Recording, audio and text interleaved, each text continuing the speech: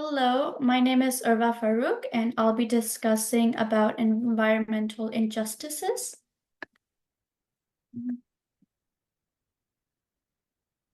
And what are our concerns? My concern is that low-income Black communities are likely to live in highly polluted areas, which leads to elevated level of respiratory diseases and deaths.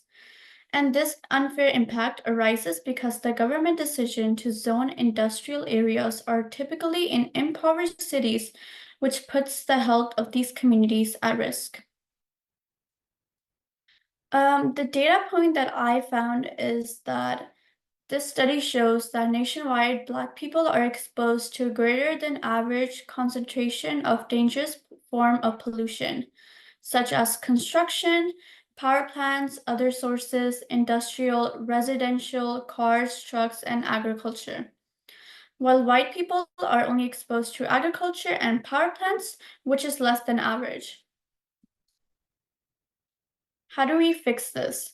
And my solution is that we can fight against these environmental injustices by establishing a high school class which will be dedicated to educating students on issues such as systematic racism. And this will be where we learn about enacting policy changes, improving zoning regulation, understanding laws and rights, and also effectively reaching out to higher authorities to advocate for change with the support of social media. Will this be effective? I believe my solution will be effective because it will uncover forgotten laws, allowing us to learn from them and advocate for equal opportunities. It also educates students about social issues that may arise in the future, which can spark their interest and empower them to take action against various forms of injustices. These are my sources, and thank you so much. Do you have any questions? Okay, so hello everyone. My name is Awahnee Rey, and this is MindsBridge, a Alzheimer's education and community support initiative. So firstly, what is Alzheimer's? It's a progressive neurological disease that leads to brain cell degeneration and cognitive decline, and it starts typically manifesting in those 65 and older. Despite the wealth of research and curative initiatives for Alzheimer's disease and related dementias, or ADRD, few initiatives exist specifically for patient care at home for caretakers and family. Low-income families often struggle to provide adequate at-home care for loved ones with Alzheimer's disease, causing immense stress due to lack of knowledge and education and understanding. Elderly care services are often unaffordable and unsustainable for low-income minority households. However, early diagnosis, education, caretaker support services, and increased community awareness could help families provide good at-home care instead. While the majority of Americans with Alzheimer's are white, Black and Hispanic populations are much more at risk and have much higher need for support. The scarcity of educational initiatives and screening services disproportionately affect low-income Black and Hispanic families, increasing the risk of having or developing Alzheimer's in their family. So our solution is serving these underserved communities in Contra Costa, as African Americans and Hispanics are 34 and 18% more likely to go undiagnosed. To support these underserved communities, we offer a health plan by which we offer resources, information, and emotional support services. In this mobile unit, we will also provide free memory screenings to increase diagnosis rates and improve early intervention. We aim to raise awareness in youth via presentations at local middle schools and high schools in the Contra Costa area to educate students on Alzheimer's and the systemic barriers in the way of better treatment at home. Lastly, we will provide support groups for caretakers so we can ensure that their voices are also being heard of their perspectives and experiences through such a difficult time and process. By implementing these measures, we strive to bridge the gap in Alzheimer's care for support for low-income Black and Hispanic communities. So why? Why do we at MindsBridge find all of these resources and services necessary and needed? Well, currently there is no cure for Alzheimer's and other related dementias, and we strive to ensure that late diagnosis is a thing of the past and to spread awareness around the disease. MindsBridge seeks to bridge the gap between caretakers, families, and those with Alzheimer's to ensure that everyone's struggles are being heard, acknowledged, and addressed. These are my sources, and that was my presentation. Thank you so much for listening. Are there any questions? So my presentation is about an internship finder for low-income high school students, and my name is Madelynn Munoz Vazquez.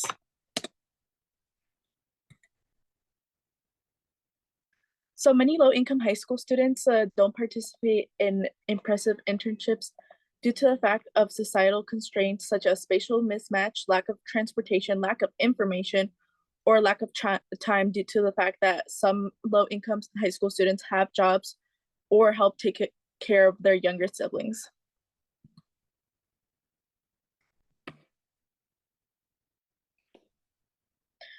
But why is that? So statistics shows that less teens are driving at the moment, causing a problem of lack of transportation, while more teens are working, causing a lack of time for those internships. What a solution might bring. It could bring stronger resumes that could lead to a more likelihood of underrepresented groups attending a higher education, which could lead to more opportunities for future students due to the positive impact being seen in those underrepresented groups. Stronger resumes with more internship experience can lead to more work opportunities and competitive college applications in the future. Some possible solutions include informative flyers, organizations reaching out to schools personally, hiring fairs at school, and students with LinkedIn profiles. But what if we combine all these solutions? My proposal is to combine all the solutions listed beforehand into one mobile application that both students and employers can connect in. So one of the resources that the app can have is mock interview videos and LinkedIn tutorial videos in case students need extra practice or extra help on those. And that could be either links to YouTube videos or personal videos that are made. Another aspect of the app could be using a student's location to filter possible internships by using also what the student can have at hand. Also, not only that, but providing links to government aid for possible transportation, such as bus passes that many schools often channel that aid, but with the app, students can use it all year round. What impact would my solution have? Students would have their needs met. They can choose either internships in person or online with possible filter searches, help with a possible financial help, populate internships, which if an internship goes without population, there's a likelihood of future students not being able to attend those internships, and honest connections with those mentors that want to connect on a more personal level with the interns. So my sources are for teen driving and teens working. And thank you for your time. Do you guys have any questions? Okay. My name is Skylaa, and my community-based project is on incarcerated youth struggling with insomnia. The data below explains how adolescents that live in correctional facilities struggling with circadian disruptions and poor sleep is an issue that needs to be improved. Being incarcerated can affect having healthy sleep, and insomnia can lead to psychiatric symptoms and poor general health.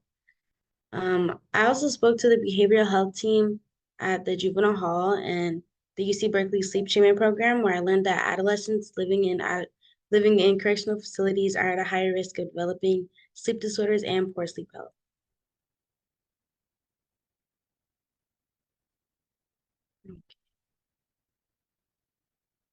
This list below are some of the common sleep disturbances in a juvenile hall setting, like temperature, discomfort, overthinking, untreated mental illness, noise, withdrawal from a substance, being in a new setting, and not getting enough sleep can affect many aspects of an adolescent's life, like increasing anxiety, aggression, having poor grades, depression, and could even get as intense as thoughts of suicide. And for my intervention, as of now, There are 3 steps to the interventions that are already in place at the juvenile hall in Contra Costa County. First is a handout from the pediatrician, Dr. Mercuria, which has ways to help improve sleep hygiene. The youth only get 2 30-minute breaks outside a day, and according to Dr. Mercuria, the lack of exercise a day affects getting a healthy amount of sleep. The juvenile hall is also implementing the UC Berkeley Sleep Protocol, which is a manual for treating sleep issues. And there's also the sleep diary that is used to track the sleep issues a youth may have and to monitor their progress. And this is the comparison to before and after the sleep protocol was introduced. Before the sleep protocol was introduced, the staff would just, well, the officers would just look into the window, and if they appeared to be sleeping, there would be no further action. And if they weren't sleeping, the youth would be provided, well, the youth would be able to talk to staff, and they'll be provided with Dr. Mercuria's sleep hygiene printout. And now the youth come forward on their own and just voice their own opinions. I mean, their own issues and concerns. And they'll be speaking with clinicians regularly, and they'll be provided with the UC Berkeley Sleep Protocol and the sleep diary. And if it's effective, there'll be like no next steps to that. And if it isn't effective, they'll be referred to the behavioral health med provider to like consider like any like treatment or any more treatment or medication.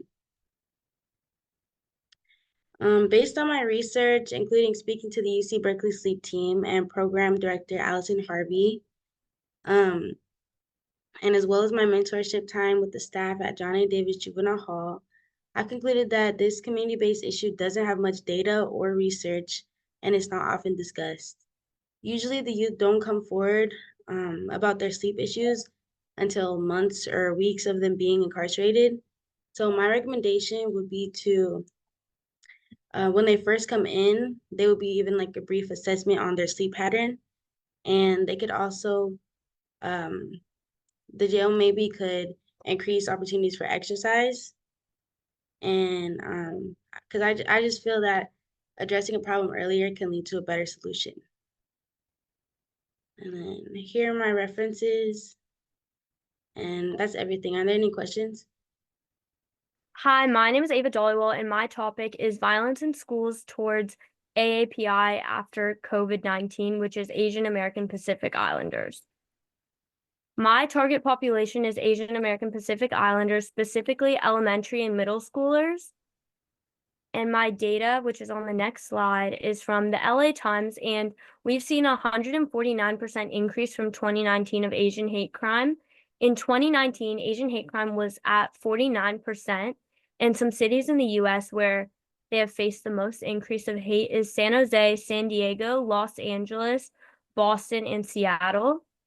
And from the Center for Public Integrity, I chose a quote, and it's about a mother speaking on violence in her kid's school district.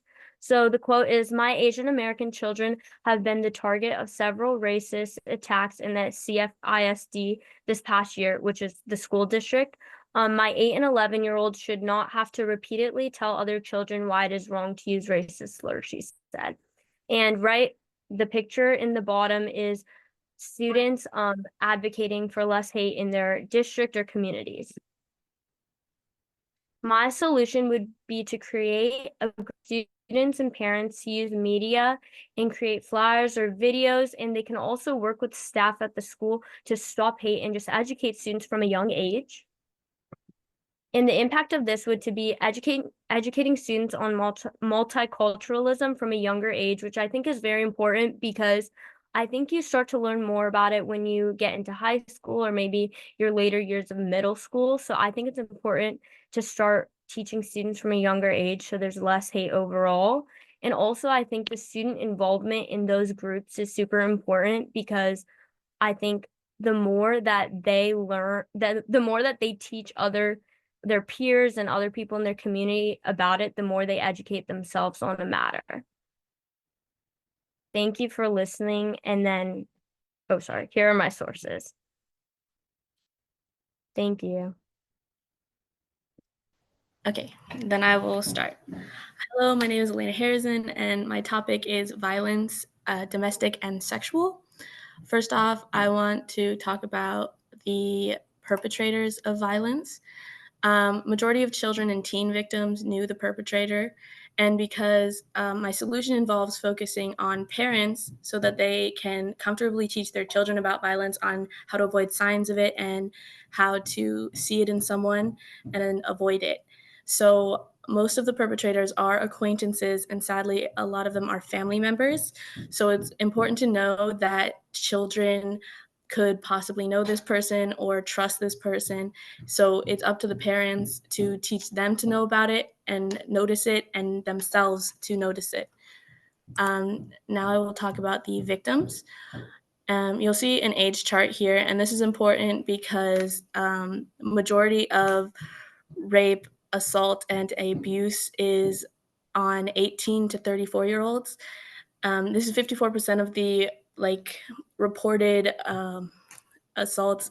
And this is important because I will be targeting parents with children who are in elementary school and middle school, because I want to get rid of this problem before they reach that age so that they can stop it from happening entirely. My solution is a website called guidingkindness.org. And on the left, you will see some example text that could be on the website for parents. The first one says, teaching a child to avoid violence involves helping them understand their feelings, communicate effectively, and resolve conflicts peacefully. These are some things that you would see on the website to teach the parent how the child can express themselves, and creating a constant, safe environment, and one that allows them to be able to express themselves to the adult without having fear or anything, and then just creating that kind of trust between the parent and the child. On the right, you'll see some pictures with video at the bottom.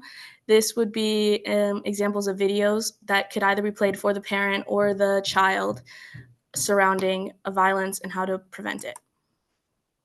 For distribution, I was thinking take-home folders that parents could send home with the child, and teachers could send home with the child to the parents. And while this isn't for sure going to make sure the parents will see it, I think it's better to have it there as an option than not having it there at all. And then links on the school website. Pamphlets, I think, are very important, because it could be something that teachers can pass out at parent-teacher meetings, back to school nights, or open houses. And then on the bottom right, you'll see a bilingual picture. And I think this is really important because two of our most spoken languages in America is Spanish and English, and immigrants a lot of the time haven't fully learned Spanish yet when they come here, even with their children who speak English. So I think focusing on those two languages is important, but then we should also focus on languages like Pashto, Dari, Hindu, and Arabic, because I know there's a lot of immigrants from those countries, and it would be important to include them in this. Here are my sources. Thank you for listening. Hi, my name is Madelynn Odonkor, and this is my presentation on women in the workplace. The issue that I'll be addressing today is women dealing with unequal wages compared to men, despite having the same qualifications. Some data is that Hispanic women are paid 64.6% of a white man's wages, and Black women are paid 67.8% of a white man's wages. This is due to compound discrimination, which is two things. They're women and they're a person of color. Also, at the 10th percentile, women are paid 12.8% less than men. In the middle, they are paid 14.9% less than men, and in the 90th percentile, they're paid 22.6% less than men. So really, no matter where they are, they're always getting less. And lastly, just to show why them getting less affects them, 64% of menstruators noted that they struggle to afford menstrual products in a 2019 study. Just showing basic necessities that they need, they can't really afford that, and they're also not getting the payment that they need to be able to afford it. My solution is to start a program that sends female leaders to different companies where they are able to guide and train and give connections to other working women who are looking to rise up in the ranks and to gain a higher position in the workplace. As an incentive for women to join these programs, I think it'd be good to provide them with free menstrual packages when they attend these workshops. Also, in order for companies to partner with this program, they would have to agree to a policy where they equally pay their workers based off of position and experience, not other factors like race, gender, or sexual orientation or anything like that. This solution is effective because it combats sexism and discrimination image that men are more dominant or assertive and better suited for leadership roles. It gives women this image of other female leaders that they can also be like them. And also it boosts morale for workers because they'll be prompted to think, well, I have to work hard if I want to get higher in ranks and to get more money. These are my sources, and thank you. Hello, my name is Jasalea Perdomo, and my topic is about increased cosmetic surgery deaths in Black women. There has been an increase in cosmetic surgery deaths in women, specifically Black women. It is said that Black patients are more likely to pass after getting cosmetic surgeries compared to other races. Cosmetic procedures carry serious risks like blood clots, complications from anesthesia, and so much more.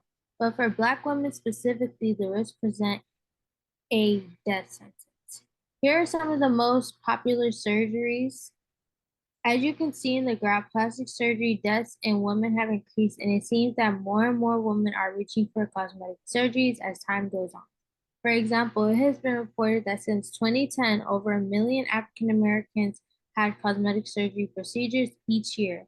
Executive Linda Poinsett stated that a lot more African American women are reaching for cosmetic surgeries. It said that society has pushed these unrealistic standards on Black women and have taken on these surgeries to be aesthetically accepted in society. The cosmetic industry and beauty brands have tremendously profited off of Black women's insecurities, inflicting emotional, physical, and economic harm. That brings me to my solution. Love boxes. The purpose of this box is to remind women that they are beautiful how they are, and that if they'd like to make changes to themselves, that they can take safer and healthier routes. This box will be sent weekly to your front door, providing gifts that cater to the 5 senses, such as snacks, smell goods, inspirational quotes, pamphlets, and etc., all promoting body positivity and healthy practices. How might this help, you may ask? This solution is effective because one of the main reasons why women get these surgeries is because it has been pushed on social media and it's being normalized, and some women now feel that they need to fit this beauty standard in order to look good, but are blinded by their true beauty. So this box is hoped to reopen their eyes to that beauty and promote healthier alternatives such as meal plans or gym exercises, and hopefully this can decrease the number of deaths. It is said that in a society and industry that works overtime to influence our beliefs about beauty and perfection, tearing the unrealistic body asunder while honoring our own could save our whole lives. How are we different from services similar to this, you may ask? We plan to have it tied into health insurance, which would make it free for all women. It includes contact advice from doctors and therapists, and it uplifts women. These are my sources. Thank you for listening. Hello, my name is Merilynn Odonkor, and this is my presentation. Get to school. Next slide, please.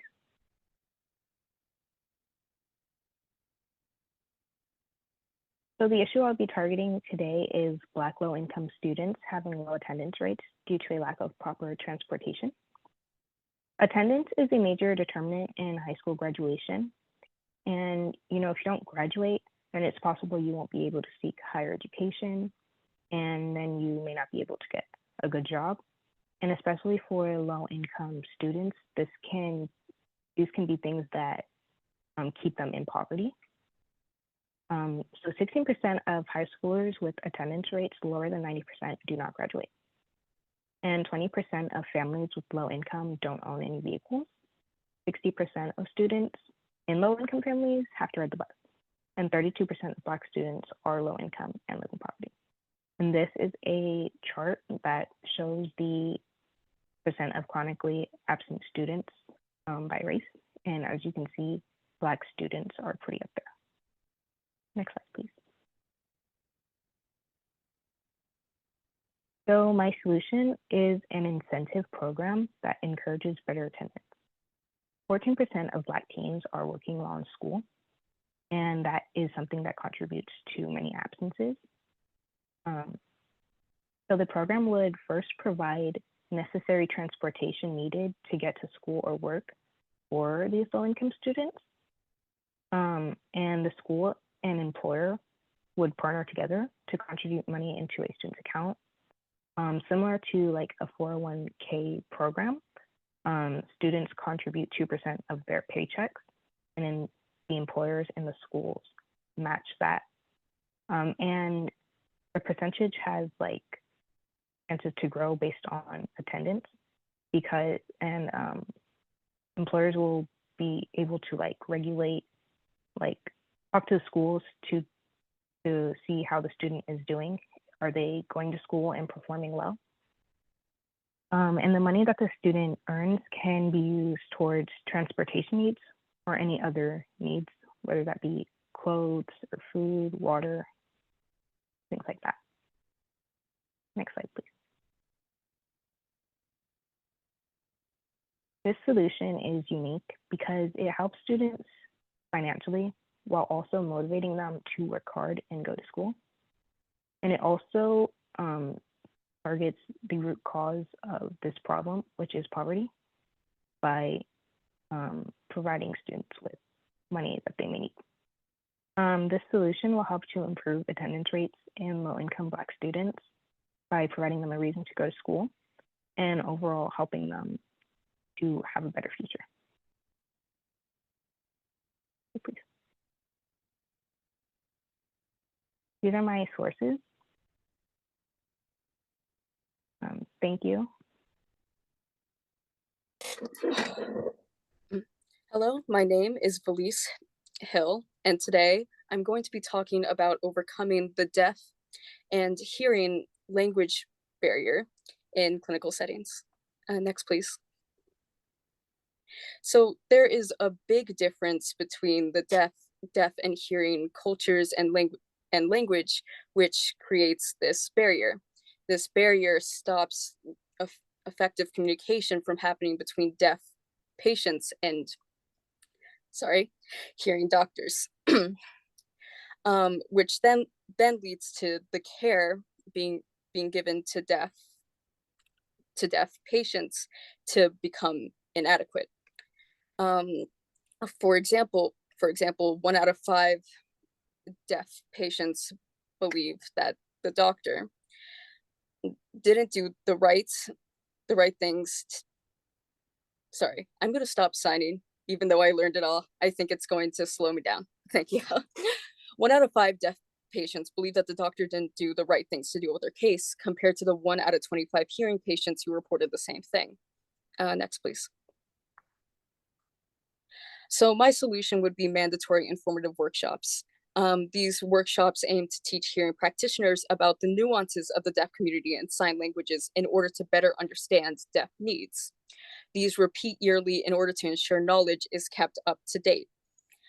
This helps to expose and educate hearing practitioners to deaf life and people in order to overcome possible misconceptions about deaf needs.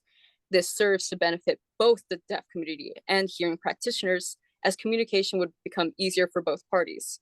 Additionally, the effectiveness of the care given to deaf patients would be improved. Next, please. The solution directly focuses on breaking down the communication barrier between deaf patients and hearing health providers, and how we can overcome it without relying on a third party who knows ASL to be there. Because in most instances, ASL interpreters are relied upon and called into hospitals to help overcome this language barrier, but some situations may have the deaf patient coming in without an interpreter, which actually happens really often. This is why the solution encourages and helps hearing health providers to learn about the deaf community, so more effective care can be given and more effective communication can occur despite any circumstances. Next, please. Those are my sources. And thank you. Any questions? Hi, my name is Brenda, and my presentation is about the mental health crisis in healthcare. Oops, sorry. Healthcare professionals, particularly physicians, face an alarming high rate of mental health issues such as depression and suicide. The alarming high rate in which physicians are committing suicide is heartbreaking, and the range in which this is occurring is at a rate higher than the general population, which is 28 to 40 healthcare workers committing suicide per 100,000 people. This rate is more than double the general population rate of 14 per 100,000 people.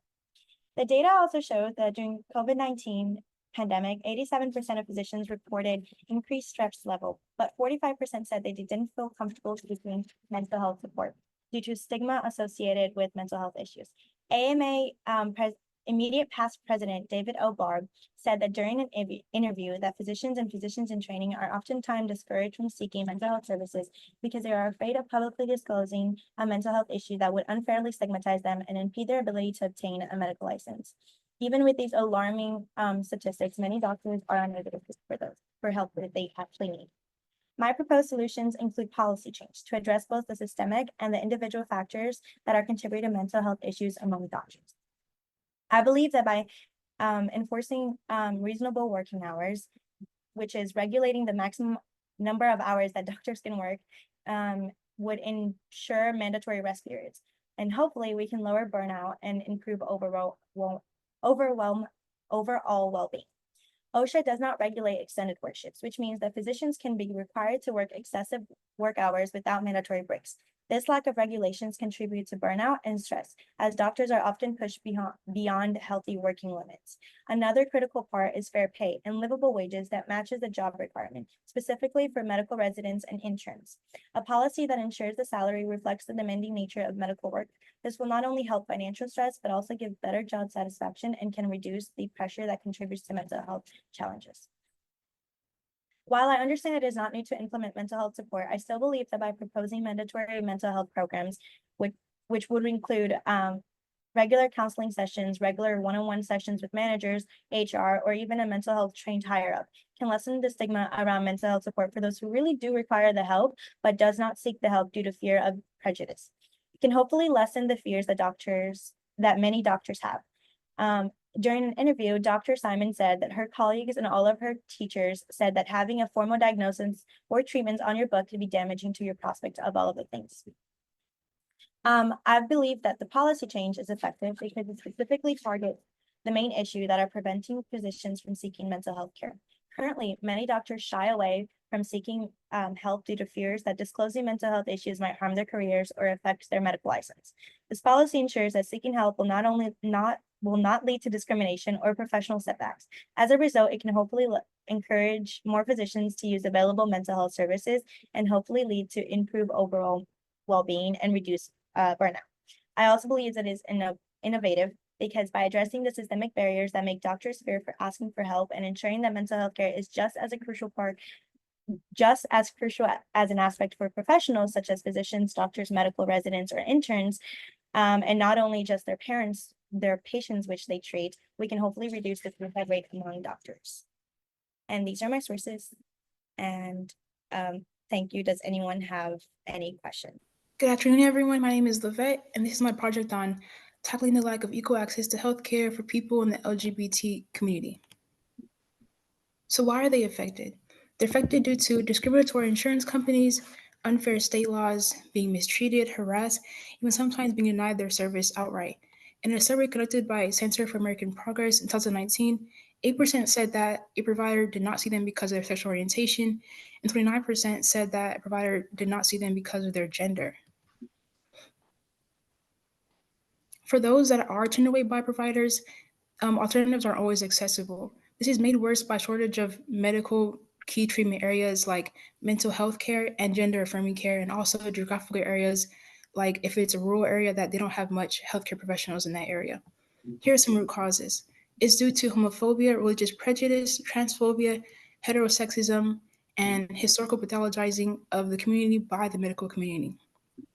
So to further explain that one basically means homosexuality was once deemed and is also to this day still deemed by some people as a mental illness that can be treated. And to further explain heterosexism, that one is a collection of attitudes and discrimination that are only in favor of straight couples or heterosexuality and relationships that intentionally excludes homosexuality. And as a further fact, did you know that more than 1 in 8 LGBTQ plus people live in states where people can refuse to treat them? This is the Medical Ethics and Diversity Act, in which medical personnel can legally withhold care under their right of conscience.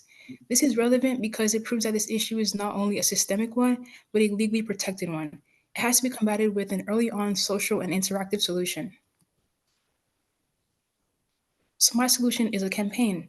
I want to create a campaign for doctors to receive teaching on why the person believes should be kept out of the care they provide. It should be emphasized that everybody should be cared for no matter what. This would be in the form of a required class in all health professional schools.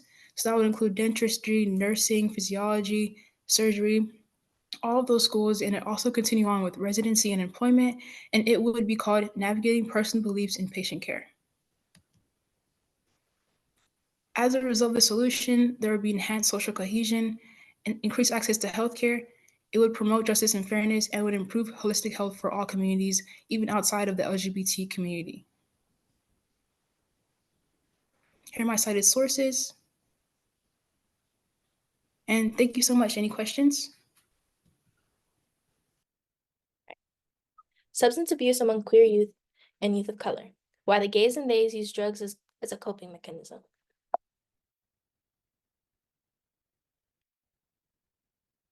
Graphs. Substance abuse in the last year among LGBTQ youth.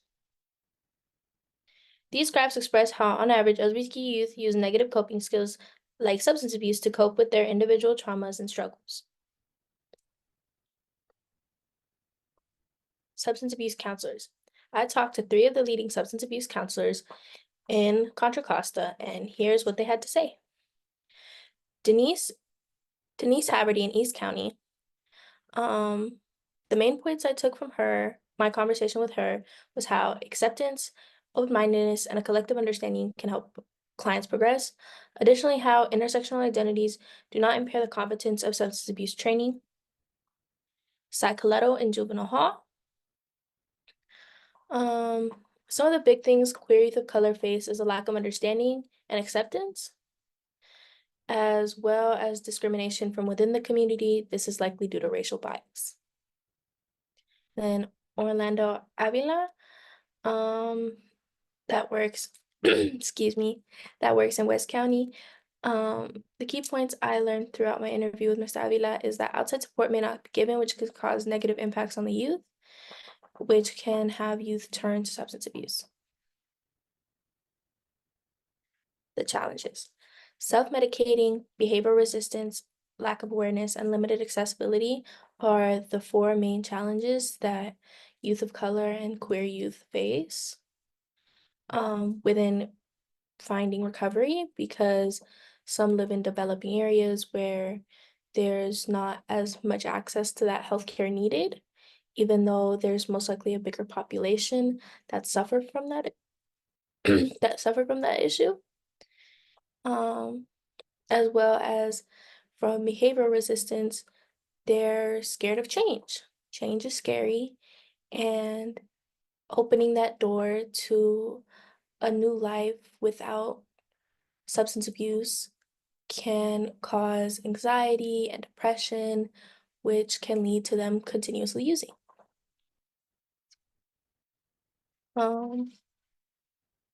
Youth of color. Juvenile hall demographics.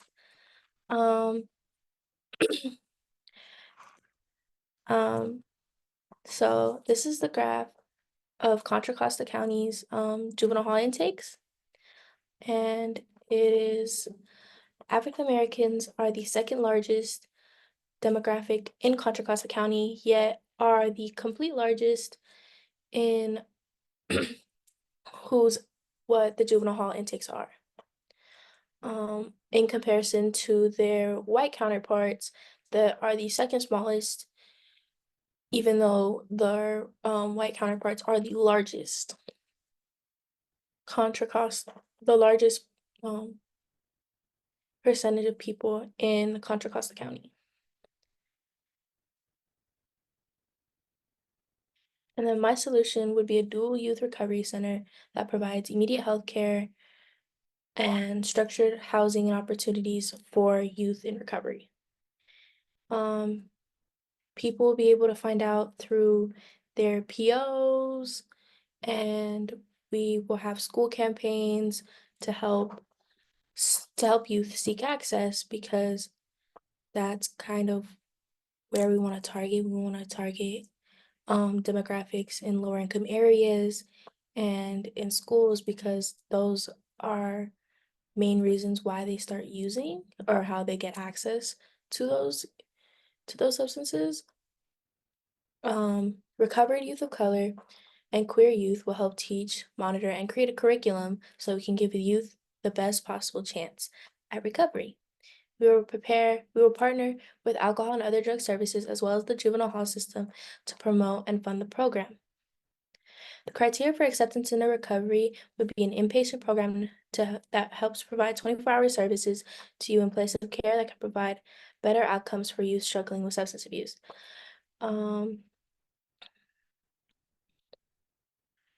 You would be able to have clubs like book club, yoga, meditation, sports, and there would be counselors. There would be counselors there that you would meet with periodically throughout the week, and there would be group sessions. And then if you chose to live on the campus, you would have regular room checks. You would have your outside time where you would be able to go off campus would be during school hours, which is about 8 to 4. And then if you want to go somewhere after school, you just need to make sure you have like permission and we know where you are. And then you're able to leave campus for a certain amount of time, typically 2 to 3 hours, just so that we can make sure everything's safe. You will have a week, if you lived on a campus, you would have a weekly check-in with your RA. And positive external factors are allowed in the facility, but must be let screened in. External factor no's are the drug test coming back positive, perceived to be under the weather, and then all ages above 5 are placed into a mandatory, have to have a mandatory drug test. And yeah, that's my idea. Any questions? So, hi, my name's Aarushi, and my project is called Feelings and Friends.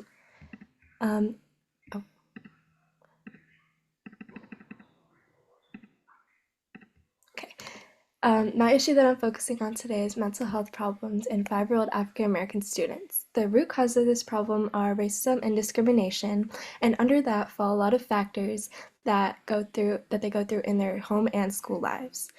My target population is African American students around 5 years old going through or prone to adverse childhood experiences.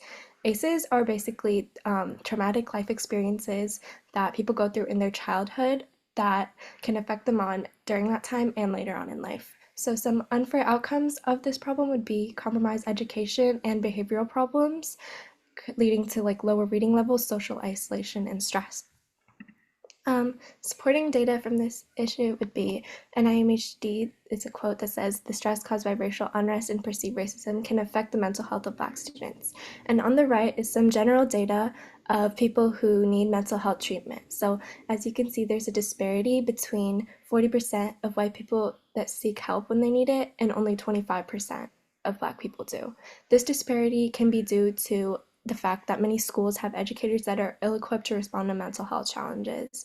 So when Black students display symptoms of anxiety, depression, including anger and hostility, they're perceived as bad kids and they're punished instead of supported. So my solution is to combat these problems through a program that is called the Feelings and Friends program. So this program would be after school and the parents would sign their kids up for it. It encompasses a lot of social emotional learning, which is interactive ways of learning, connecting with others from the same community. And here's 3 examples of things that would happen during the program. So emotion theater is like acting out different scenarios, positive situations that they're seeing either at home or at school, which they would run by a faculty member and approve it. And then they could put on a little play or show, as I know that kids really love to like role play and really act out things that they're seeing. So a friendship circle, basically talking about something about their day and just expressing their feelings, which is building healthy habits of communicating feelings, which is really crucial. Positive reinforcement is just praising and rewarding to encourage positive behavior. And even on the flip side of that, when they're displaying negative behaviors, kind of getting to that root cause and addressing it and helping them through it instead of just punishing them. So my solution is innovative and creative because it'll be enjoyable for the kids and they'd really love to take part in it and do things that they enjoy with people that they feel comfortable with. And parents want their kid to take part in it just because of the educational benefits and just long-term effects, and give them a sense of community, belonging, help them express their emotions in a healthy manner, and exposure to representation that they may not see outside. Here are my sources. Thank you for listening. Do you have any questions? Hello, my name is Johnross Rayos, and my topic is disparities among breast cancer patients, which includes immigrants and people of color. One of the biggest issue in our community today are the high death rates among people of color and immigrants due to breast cancer. Some of the causes are lack of early health screening, language barriers, and lack of access to high quality healthcare due to low income. So who's being impacted? If you look at the graph on the right side, you could see that Black and Native Americans and American natives has higher mortality rates in comparison to white population despite having less incidence rate. And then on the left, we could see that Black women younger than the age of 50 had a death rate that was twice as high as white women that age. Additionally, Black women are more likely than white women to die of breast cancer at any age. This basically proves that there is an obvious disparities among breast cancer patients. So I'm initiating a free healthcare program, which involves free health screening that can be available to every individuals, especially those that are less and that has less access to high income and doesn't have health insurance. This would also have translators available for them to make it more accessible to immigrants and people of color, especially since not a lot of people speaks English fluently, especially for immigrants. And this would also have a continuous access to healthcare professionals and monthly check-ins, which can be both online and in person to make it more flexible and accessible to immigrants and people of color. Lastly, I would, to make it more available for everyone and to really target my population and to advertise more for my program, I would like to partner with other existing programs in the Contra Costa community, including IAS del Campo and the Contra Costa Asian American and Pacific Islander Coalition and Contra Costa, yeah. By doing this, not only do I create an innovative and creative way to really help people of color and immigrants to have access to free health screening, especially for breast cancer patients, but I get to also work with other existing programs, not only helping me and my program, but also helping those community. Here are my references. Thank you. Any questions? Okay, so hi, my name is Sarai Melendez, and my presentation is on xenophobia and limited English proficiency. So, as I said before, today we'll be discussing the impact of xenophobia and limited English proficiency, or LEP, on healthcare access and outcomes. So to start off, LEP individuals often face challenges in accessing high-quality healthcare services, leading to delays, medical errors, and difficulty following provider directions, which can negatively affect their health outcomes. Which brings me to my next point of xenophobia being the root cause of LEP in the way that it intensifies the challenges faced by LEP individuals. This can manifest in various forms, such as exclusion from language resources, social segregation, lack of support networks, and discrimination and bias. And so if we look at this slide, the bar graph illustrates the languages spoken by health workers compared to California population.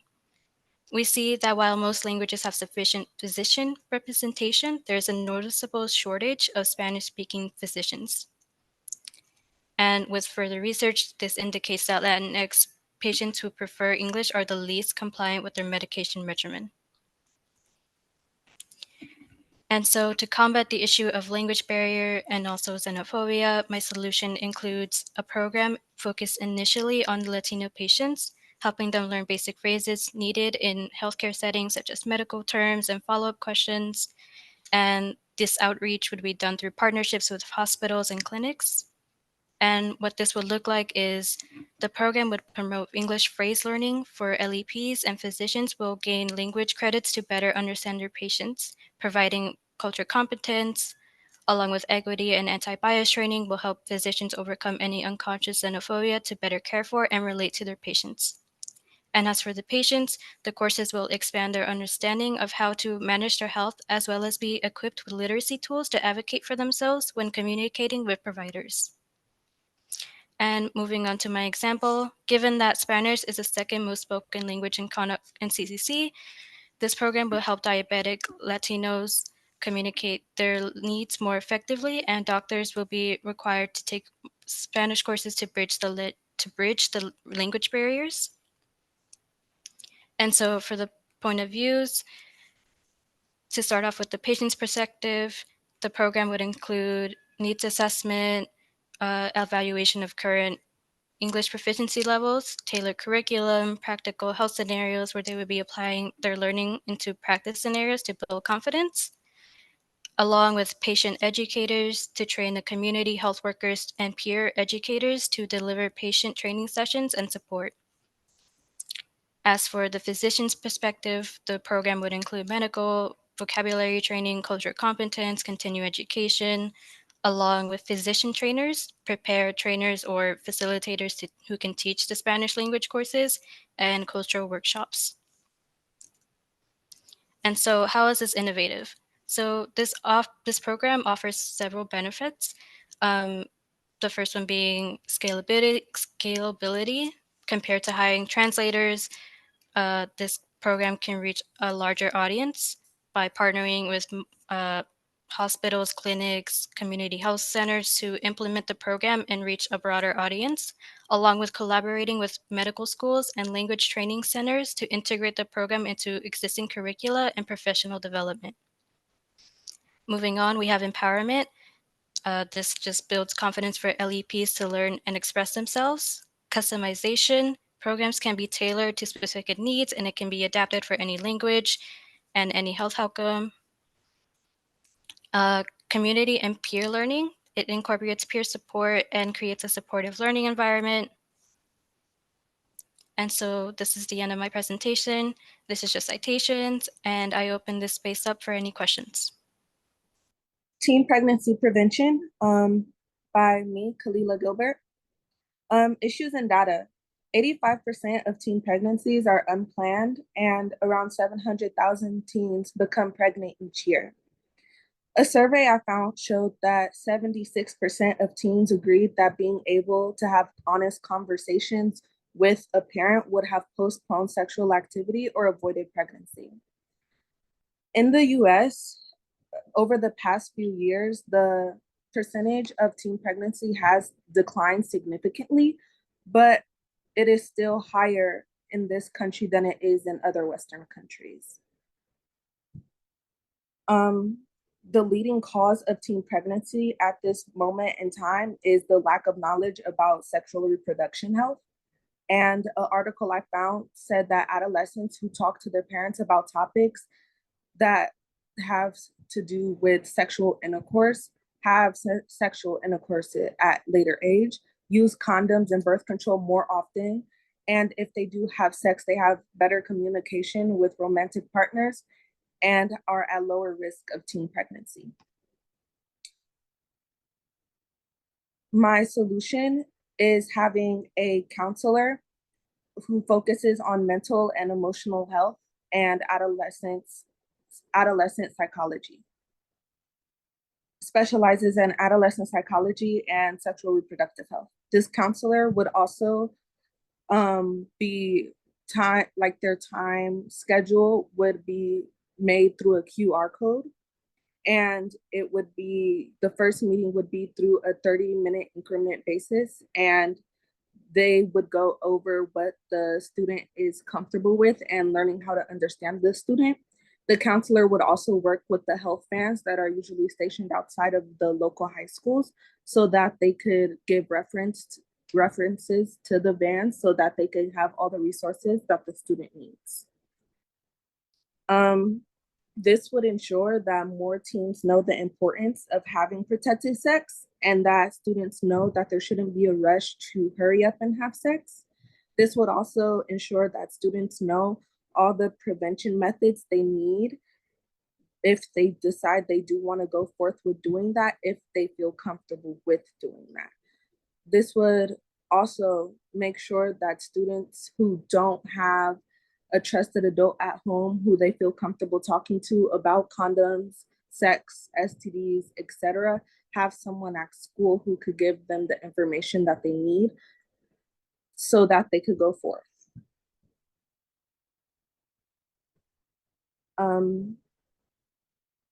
These are my resources, and thank you. Any questions?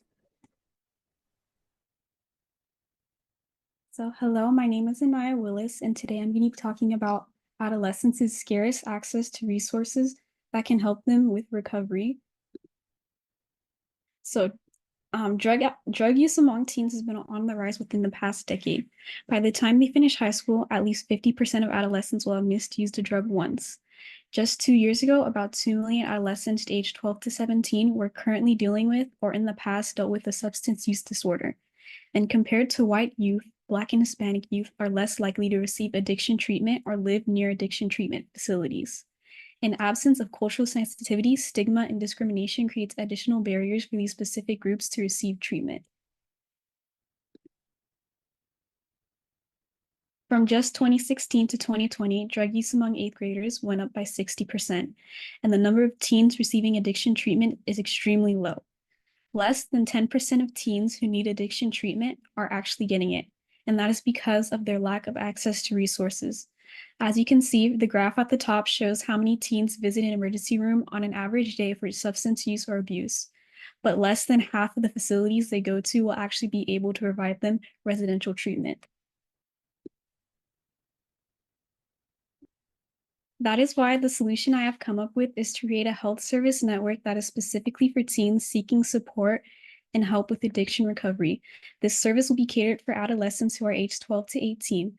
The facilities that will house this health service will be in areas that have a high concentration of African American and Hispanic youth, but will be open to anyone. It will provide outpatient and inpatient treatment, counseling and therapy, educational services, mental health treatment, and medication prescriptions if needed. One of the main concerns of teens reaching out for help with addiction is confidentiality, so this service will also aim to provide confidential screenings, intervention, and treatment to any who request it. This health service will also connect with schools to advertise the service and make it known. And since it will be strictly for teens, it will also aim to provide care at a free or low cost. Thank you. That is my presentation. Does anyone have any questions? I'll start now. Good afternoon. My name is Dayana Garcia, and I will be presenting my project called Healthy Heroes. Today, I want to talk about the pressing issue affecting our young population, particularly underserved urban communities, as the rising rates of diabetes and obesity.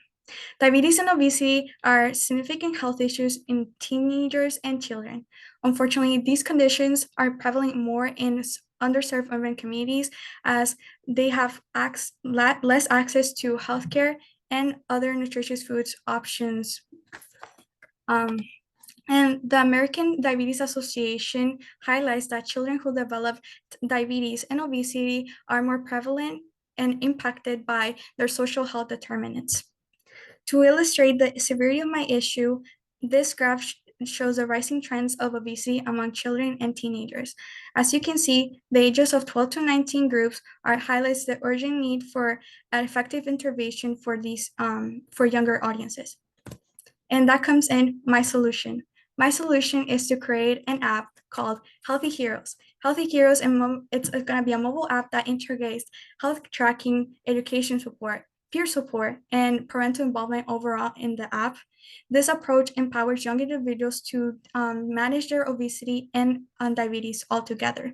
By using technology, we can reach younger audiences directly by providing them with the essential resources that they need for managing their health. This app not only addresses the physical aspect, but it also addresses the emotional well-being as we take a holistic approach in managing the diabetes and obesity. The app is designed to be user-friendly and it can be used anywhere, ensuring that families have access to the essential needs and tools and resources that they need regardless of their location. The app will contain health tracking tools for monitoring health, sugar intake and food intake, physical activity, and many more. Educational resources like information about diabetes and obesity, other programs that they might be interested about it, and overall just Contra Costa Health and tutorials and how they can use their nutrition and manage it well. And also peer support, chat forums, and other virtual and local support groups that they might need. And also reward system. We will have a reward system so that way they are encouraged to participate more in physical activities and parental involvement. We're going to get the parents involved. We are going to allow them to be involved in their child's health and also influence them into eating them healthier. And professional support is going to allow virtual consultations with their healthcare providers and also directory of healthcare services. And this is a prototype that I made of how the app would look like and some of the sources. And thank you. Do you have any questions? So like, this is how it will look like. It goes really fast. I'm sorry. And like, this is how you can see the recipes, the exercise. And if you click on it, it would send you to like a YouTube video that they could watch. And it's very interactive. And then you click on resources and it has all the different options that they have available for either federal or just by Contra Costa. So my project is about unemployment for people with disabilities. So the problem is unfair employment rates. There's lack of assistive tools and technology. Also, there's a lot of discrimination when employers hold a negative view towards stereotypes about people with disabilities. There's a stereotype that people with disabilities can't work and they can't do what, like, they can't carry things or they can't work how a normal job, basically. This impacts people with disabilities because no healthcare, which is like no medications without insurance and no like appointments to get these medications, and they can't further their education due to lack of money, which could help them get better paying jobs and further their knowledge. So my data is that employers are shown to hire only 3.1% with disability and makes employers be hesitant because expectations that people with disabilities are unproductive and cannot perform essential job functions. And I have a chart right here that shows that the blue line is with disabilities and without disabilities is the orange line. And within the government, it shows that that in the U.S. Department of Labor, Section 14C, it's a certificate that employers could get that makes the employment of workers with disabilities are to be paid a sub-minimum wages for the work being performed. My solution would be a program. I named it Together United. I made it to aim to make disabled job applicants more competitive in the workforce. and it offers certificates, offers transportation, it creates equitable schedules, and it's funded by grant requests and hopefully taxpayer contributions. The outcomes, I put workplace accommodations and modifications, like installing ramps, wider doorways, assistive technology like captions or screen readers for visual or hearing difficulties. And another one was develop more inclusive perspective. There's a big barrier for applicants with disabilities, a general lack of support, understanding, and knowledge of the work world. And increasing the awareness to employers lessens the rate of being discriminated against and giving education to people with disabilities and hiring practices. And this is my resources page, and then that's it. Thank you. So hi everyone, my name is Jennifer Gonzalez Tolento, and today I will be talking about the influence of male content creators on the harassment and sexualization of women. Background and issue. Since the 2010s, live streaming has become a popular form of media that young boys enjoy watching on platforms like Twitch, Kick, and YouTube. Some popular creators include Sneako, John Zerka, and Aiden Ross. While these are successful content creators, they influence young men to participate in unacceptable behavior towards women, like constantly sexualizing women by talking about their bodies, objectifying women, and degrading them. A real-life example is someone like Sneako. He is someone who makes red pill content, which frequently advocates for misogynistic viewpoints and rejects feminist perspectives. There has been a recent incident where young fans from the ages 10 to 13 years old approached him and vocalized hateful speech, with one shouting, "Andate, F the women, F the women." Sneako gave an apology where he disregarded their behavior with a boys will be boys attitude. This goes to show the influence and agenda these type of creators are putting into the minds of the young boys watching them. Who is affected by this? Young boys are getting taught to treat women with disrespect, ultimately causing damage to women's mental and physical well-being. From my research, I gathered that children ages 11 to 13 are the most likely age group to be watching broadcasts. 81% of women who have encountered violence in their lifetime. And consequences of hypersexualization for girls and women include appearance about anxiety about shame, eating disorders, self-esteem, and depression. So,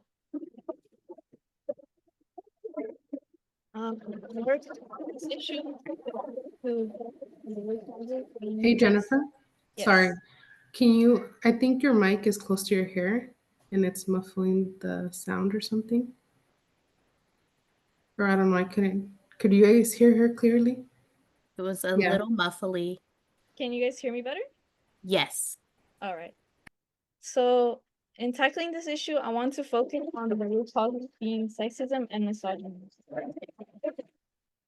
With the development of Unity Legends, a video game designed to educate young boys about anti-sexism, anti-misogyny, and overall gender equality, it will help promote all these things while implementing features that curate to this young audience's interests, resulting in engagement and effective information processing.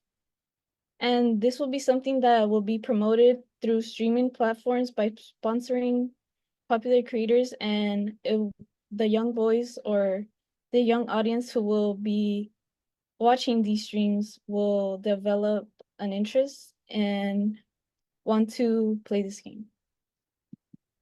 So these are some of the game features that I came up with. Character customization, which you could make your own hero or pick from already known female figures. Interactive story mode, players get to choose the path their characters take by making impactful decisions. Character building missions, gain upgrade features for character by completing missions.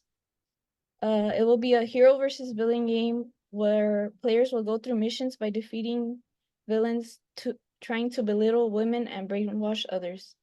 And the goal of this game is to defeat all villains and achieve equality for the society of the City of Stars. And character powers depend on upgrades the players get, but they will all start with strength and the power of good. And from this game, Unity Legends, I hope to educate these young boys about the importance of learning how to respect women, their boundaries, and what behavior is acceptable with hands-on learning. And these are all my sources, and thank you all for listening. And are there any questions?